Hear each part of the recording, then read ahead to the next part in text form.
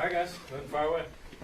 Patrick, when it comes down to it, you had so much success in those one-score games last year. This one is just for execution, or what do you attribute to it, the one-score games that you guys just haven't been as good as you were last year? Yeah, I mean, you said it. Pretty much execution, just little things here and there. We're just not making winning football plays in certain moments. And if it goes out to the interception in the red zone that I throw, I mean, that's a 14-point swing. And so I feel like we've played better these last few weeks. But in this league, it's going to come down to one-score games. That's what Coach Reed preaches right when we start off training camp every single year. And it's about who executes at a higher level. And we haven't done that as a team throughout these first five, 6 weeks. How do you reconcile being able to put 500 yards of offense up, but then there are some of the mistakes that are costing you in big spots?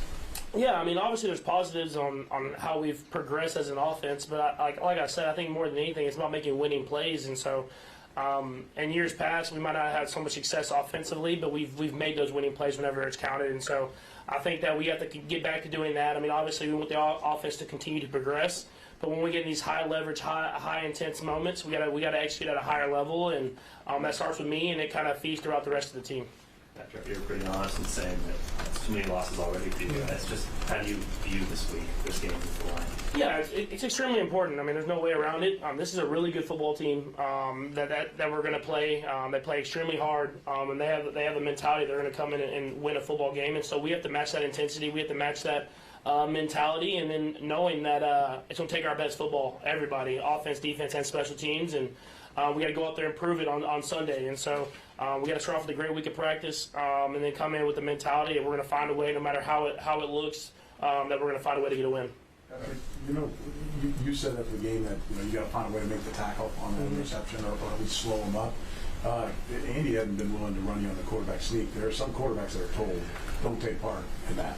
You're too valuable to let that happen. What does Andy tell you about when that happens, making a tackle? Is he telling you to get in there and get him, or is he telling you to get out of the way? He's never told me anything like that. I mean, regardless, I'm a football player more than a quarterback, and I got to find a way to tackle the guy, or at least slow him down so other guys can get there. And playing that quarterback position after interceptions is, I mean, first off, it's your mistakes. So you gotta find a way to limit the mistake, and then you're kind of in that safety type position where it's kind of you and then no one else. And so, got to be better in that situation, obviously, and try to slow them down, get a hand on them or anything like that, just so someone else can get there and make that tackle and let our defense bail us out of a bad mistake.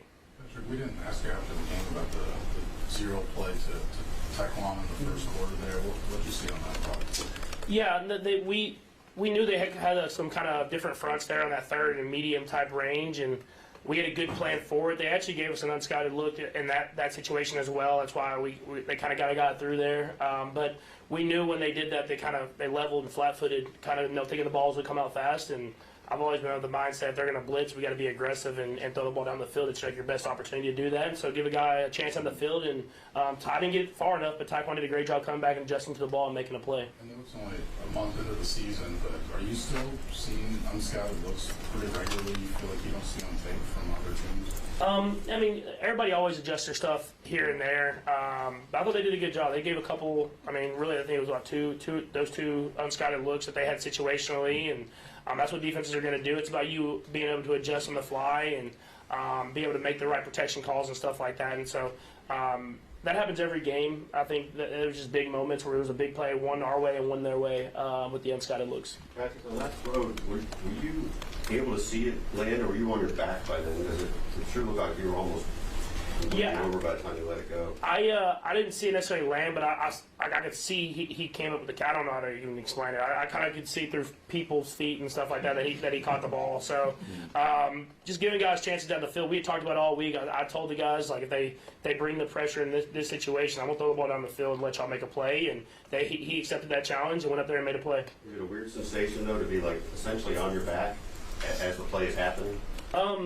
I think you kind of get used to it at quarterback. So a lot of times you're throwing the ball, you're getting hit, you're trying to hang into the last possible second, and so I've never even thought of it, honestly. So it usually is where I am at whenever a big play happens. Patrick, what impresses you about Kelvin Shepard's defense that he's running, and a guy that's been a part of the school of Spain? Yeah, no, I think he does a great job of the game planning, kind of like we're talking about the unscouted looks, doing stuff that's specific to each and every team. He puts his guys in positions so they can play fast and play hard.